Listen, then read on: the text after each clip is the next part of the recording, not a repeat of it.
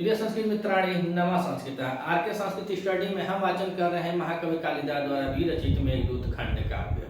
मेघदूत खंड काव्य में कालिदास जी ने दो भागों में इसको विभक्त किया है, पूर्व मेघ और उत्तर मेघ। यह दो भागों में इसका विभाजन हुआ है और पूरे मंदाक्रांता छंद में यह महाकाव्य निबद्ध है।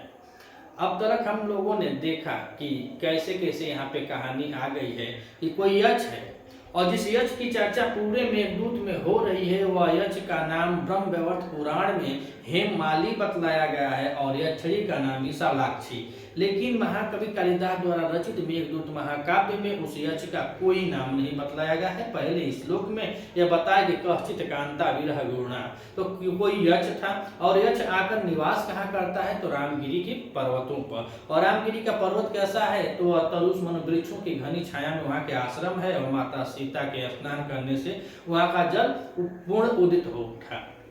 उसके बाद कालिदास जी ने बतलाया कि वह इतना दुबला पतला हो गया था अपनी भार्या के अपने प्रेमी अपने कांता के प्यार में, उसके हाथ से कंगन भी निकल जाते हैं और बहुत दुबला और कृश हो गया।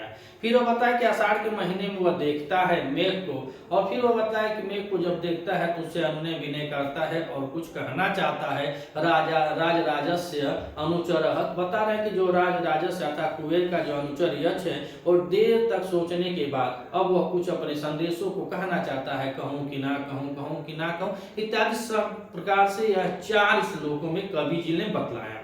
लेकिन अब कवि जी 5वें श्लोक में महाकवि कालिदास यह लिखते हैं कि मेरे पाठक यह न समझें कि मैं क्या कर रहा हूँ, कैसे वह मेघ को कैसे संदेशा दे रहा है, कौन दे रहा है। तो कवि जी इस श्लोक को बता रहे हैं कि मैं जानता हूँ कि वह संदेश नहीं ले जा पाएगा, लेकिन मैं नहीं कह रहा हूँ। वह जो भेज रहा है वो समझे और जो ले जाएगा वो समझे। मुझको बस लिखना है तो मैं लिख रहा हूँ, लेकिन मैं भी जानता हूँ कि वह मेघ संदेश नहीं ले जा पाएगा या नहीं ले जा सकता है, यह मेरा ज्ञान है। यह न कि जो पाठक मेघदूत को पढ़ रहे हो तो कह दें कि कवि जी की नहीं जानते थे या महाकवि कालिदास जी को ज्ञान नहीं था तो लिख दिए।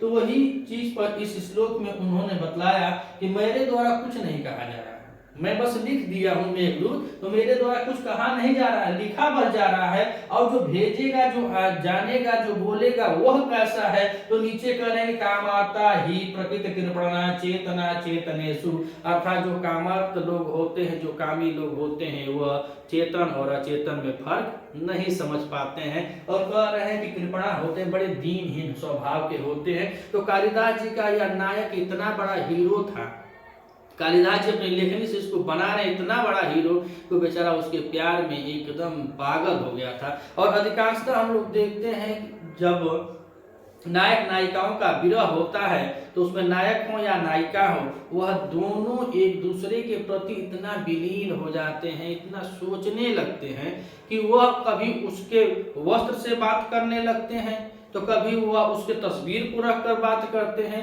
और यही चीज देखने को मिलता है कुमार संभव में, महाकवि कालिदास जी की रचना है कुमार संभव, उसमें पार्वती जी भगवान शिव के चित्र को जमीन पर ही बनाकर कुछ कह रही हैं तो उनको चित्र बनाकर वहां पे उपलब्ध कर देती हैं। और उसके बाद अभिज्ञान शाकुंतलम भी देखा गया कि कैसे शकुंतला बैठी थी और दुर्वासा ऋषि आते हैं, उसको सब कुछ पता ही नहीं चलता है कब आते हैं कब जाते हैं, क्या बोलते हैं क्या कहते हैं।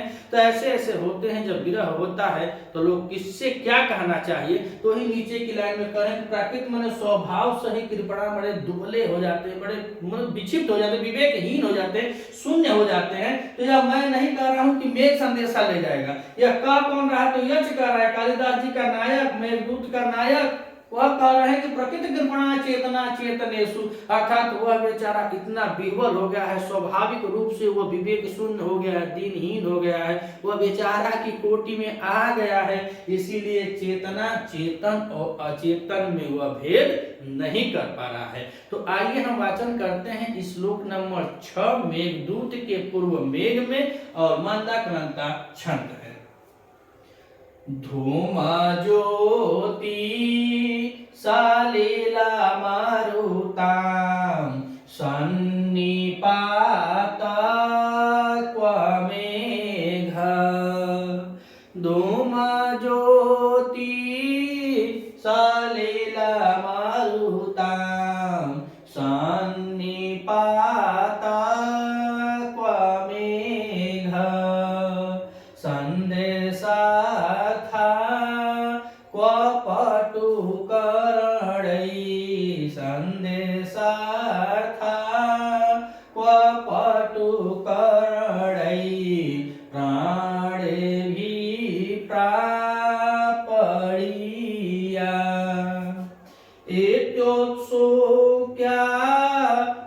परिगणयन् इत्योषु क्या अपरिगणयन् गुह्यकस्तं ययाचे कामर्ता हि प्रकृतकृपणा कामर्ता हि प्रकृतकृपणाश्चेतना चेतनेषु चेतना चेतनेषु। तो कह रहे कवि जी की धूम माने धुआं, धुआं और ज्योति माने प्रकाश, प्रकाश, सलिल माने जल और मारुत माने हवा और सन्निपात माने होता है मिश्रण, क्व माने कहां और मेघ माने बादल। तो कह रहे हैं कि क्व माने कहां और मेघ माने बादल। यह कवि जी कह रहे हैं कि मैं जानता हूं कि धुआं, प्रकाश, जल और हवा का मिश्रण से बना हुआ बादल। तो वही करें कि धूम ज्योति सलिल मरुताम सन्निपात को मेघ और सन्निपात सम और नि उपसर्ग पूर्व, सम और नि उपसर्ग पूर्व, इसमें पद के साथ घई प्रत्यय लगा हुआ है, पद के साथ घई प्रत्यय लगा हुआ है तो बना है सन्निपात। क्या बना है? सन्निपात। तो कह रहे हैं कि धूम ज्योति सलिल मरुताम सन्निपात को माने कहा मेघ माने बादल। तो कहा मेघ धुएं ज्योति और जल हवा का मिश्रण है या इससे चारों से बना हुआ है। तो धूम मतलब जो मेघ है वह काला काला दिखाई देता है, क्या है यहाँ कि उसमें क्या होता है? धुआं होता है और धुआं होता है और उसके बाद ज्योति मतलब उसमें प्रकाश होता है। जब देखते हैं कि आप जब मेघ गरजता है तो उसमें चमक होती है, बिजली की तड़ाहट होती है, चमक होती है, तो वही प्रकाश से होता है। और जल तो होता है कहीं बारिश वारिश होती है। और मरुताम, अगर मरुत न हो, हवा न हो तो उड़बे नहीं करेगा। तो यही बता रहे हैं कि वह धुएं से, प्रकाश से और जल से हवा का वह मिश्रण है मेघ। तो क्व मेघ कहा मेघ इन सबका मिश्रण है। और कह रहे हैं कि क्व पटुकर्णई प्रणभी प्रापणीया संदेशार्थ। क्व पटुकर्णई और कहा, पटु माने चालाक होता है, समझदार होता है, अकर्णे माने इंद्रियां होती, कर्णे माने इंद्रियां होती हैं। तो कह रहे हैं कि कहा में जो धूम ज्योति सलिल मरुत से बना हुआ है या उन सब का वह मिश्रण है। और उसके बाद बता रहे हैं कि कहाँ पटुकर्णई प्रणभी प्रापणीया संदेशार्थ। और कहाँ जो संदेश जो है वह बड़े अच्छे, अर्थात जो संदेशा ले जाता है उसके पास कान होना चाहिए, तभी तो कोई किसी का कहा हुआ शब्द वह सुनेगा। अगर वह जा रहा है तो किसी को कोई संदेश अगर बता भी रहा है तो उसके पास मुंह होना चाहिए, तभी तो वह बोलेगा। अगर उसके पास कान और मुंह दोनों है तो उसके पास ज्ञान भी होना चाहिए कि कब, कहाँ, कैसे और किस तरह से बोलना है, तो वह संदेश कहने की योग्य है या संदेश ले जाने के योग्य है। तो कवि जी बता रहे हैं कि मैं जानता हूं कि कहाँ धूम ज्योति सलिल मरुताम का मिश्रण वह मेघ है या बादल है।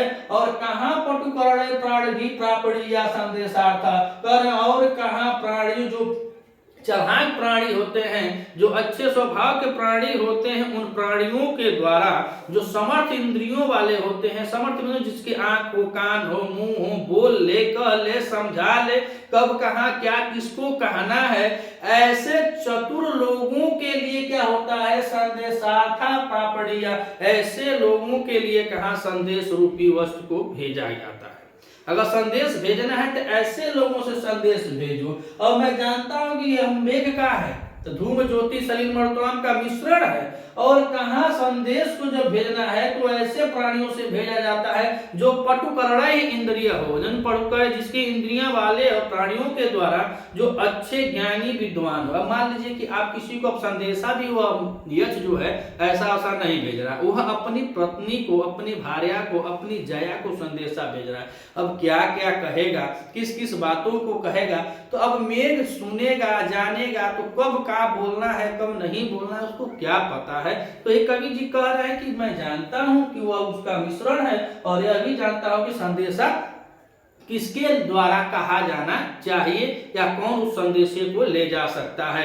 तो पुस्तक में बता रहे हैं कि प्राणियों द्वारा योग्य संदेश जो होता है वह उसको भेजना चाहिए जो प्राणी हो, जिसके पास इंद्रियां हो, जिनके पास ज्ञान हो, जिनके पास समझदारी हो, वह लोग जो सामने से अच्छी तरह से बोल पाए, ऐसे लोगों के द्वारा संदेशा भेजा जाता है। और यहाँ का है कि यहाँ कुछ ये नहीं है।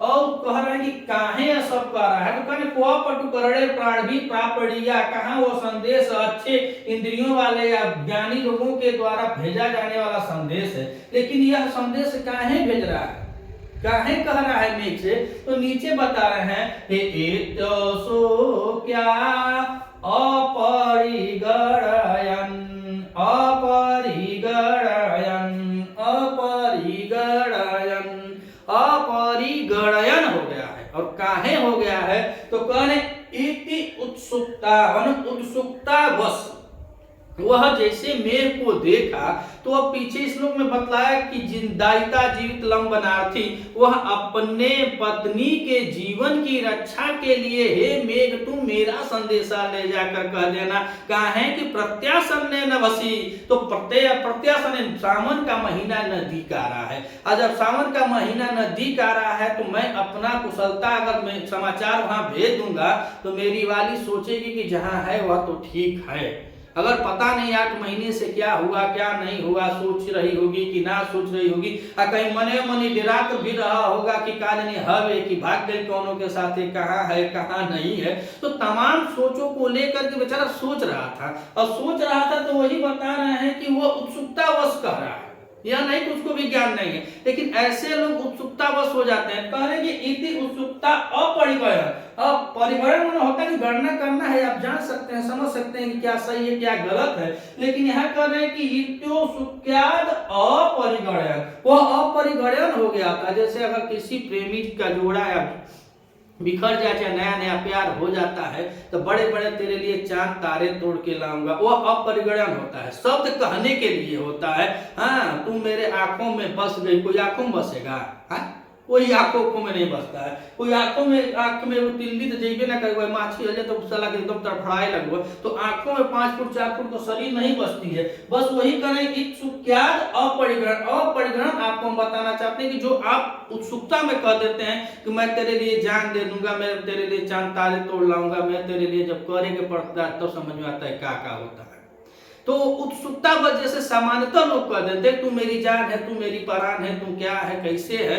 तो वही सब कह रहे हैं कि कैसे बताऊं तू मेरी क्या है, तो वही बता रहे कि कैसे बताऊं, तो वो बताने के लिए बता रहे हैं। तो उत्सुकता में अपरिज्ञान हो गया, और अपरिज्ञान कौन हो गया था, तो कह रहे हैं गुह्यांक।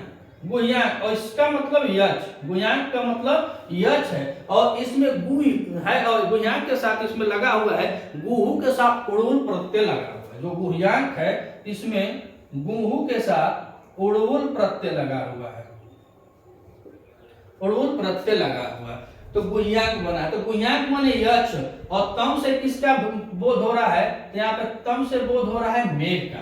तो यह कौन उत्सुक हो गया था, अपरिज्ञान हो गया था, तो यक्ष हो गया था। और कहने किससे हुआ, तो तम, तम मतलब उस मेघ से। याचे, याचे मतलब मांगने की चीज में होता है कि हाँ मांग रहा है, तो याचे, और याचे में कह रहे हैं कि याच धातु है, और याच धातु लिट लका प्रथम पुरुष एक वचन है। तो याचे धातु, तो याच धातु में लिट लका प्रथम पुरुष एक वचन में है, यह मांगने के योग में है कि वह उससे मांगता है। लेकिन यहाँ पे कह रहे हैं कि वह अपरिज्ञान हो गया था, कौन, यक्ष। और जब यक्ष अपरिज्ञान हो गया तो उस उत्सुकता बस उसके बाद इतना उत्सुकता हो गया था वह सोच ही नहीं पा रहा कि किससे याचना कर रहा है। अर्थात जो यक्ष है वो मेघ से याचना कर रहा है, विवेक शून्य हो गया है बेचारा, समझ नहीं पा रहा है, इतना विह्वल हो गया कि जैसे तैसे हमारा संदेशवा तो मौका पर चला जाए मेहरुआ के पास, कि कम से वह जहाँ है तहाँ यह सोचे कि हाँ वह जहाँ है तहाँ ठीक से है, अच्छी प्रकार से है।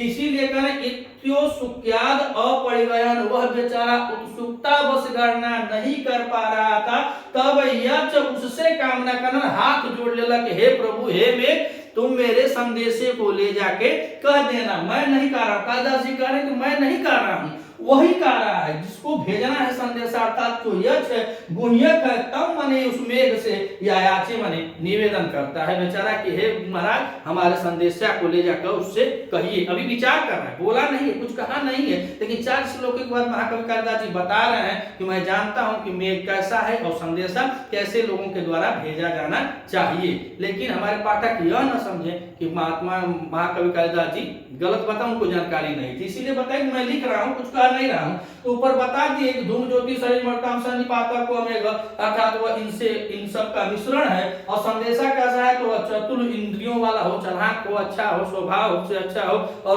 उसके द्वारा संदेशा भेजना चाहिए जो बोल ले पहले समझा दे। और कह रहे कि ऐसा काहे कहा रहा है, तो कह रहे उत्सुकता वश कह दिया कौन, यक्ष, और किससे कहा, मेघ से। अब याचना करता है, याचना करता है संदेश ले जाने के लिए, वो याचना करता है। और काहे करता है तो नीचे कर रहे काम हरता ही माने क्योंकि तो कह रहे हैं काम हरता ही प्रकृत कृपणा चेतना चेतनेषु, तो कह रहे क्योंकि जो कामार्थ लोग होते हैं, जो कामी लोग होते हैं, प्रकृत माने स्वभाव से ही, कृपणा माने दीनहीन, विवेक शून्य होते हैं, इसीलिए चेतन और अचेतन में वो फर्क नहीं समझ पाते।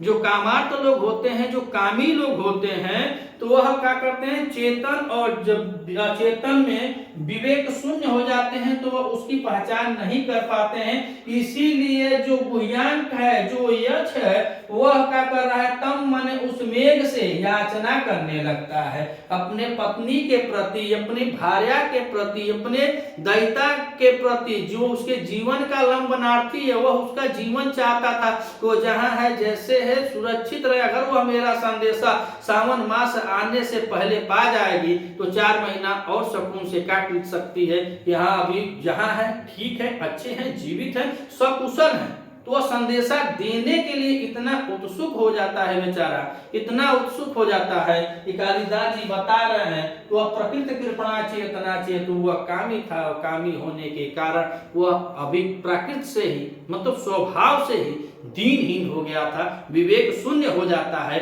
तब यह यक्ष बेचारा उस मेघ से संदेशा भिजवाता है। अगर समझदार रहता, चालाक रहता तो ऐसा नहीं करता। वो भी बता रहे हैं उत्सुकता में जब किसी भी प्रेमी प्रेमिका, पति पत्नी, चाहे किसी के प्रति आप प्रेम स्नेह में जो बोल देते हैं, जो कह देते हैं, वो उत्सुकता वश कहते हैं, और वह क्या होता है, अपरिगणन होता है, उसकी गणना नहीं की जाती, उसकी गणना नहीं की जाती है। इससे जैसे यह यक्ष बेचारा उत्सुक होकर के मेघ से अब याचना करता है कि हे मित्र, तुम हमारे संदेशे को ले जाके कहना। अगर आप चैनल पे नए हैं तो चैनल को सब्सक्राइब कीजिएगा, वीडियो अच्छी लगे तो लाइक कीजिएगा। मिलते हैं अगली वीडियो में, तब तक के लिए नमः संस्कृत।